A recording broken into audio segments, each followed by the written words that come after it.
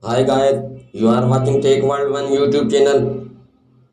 HMD Global has even more Nokia feature phone refreshes in the pipeline. Now HMD is introducing classic Nokia phone Nokia 3210 2024. The Nokia 3210 was still a landmark launch for the Finnish company. Unveiled in 1999, the new Nokia 3210 2024 looks nothing like the original. The design is much closer to the re-released Nokia 6310 2024.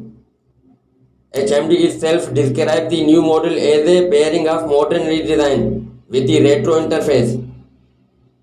And much like the original, the phone features the Snake game.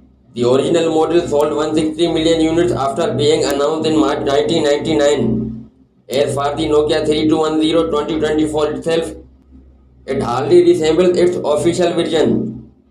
HMD Global has modernized the button layout between generations and installed a significantly large display. Nokia 3210 2024 will be showcased in the month May 2024.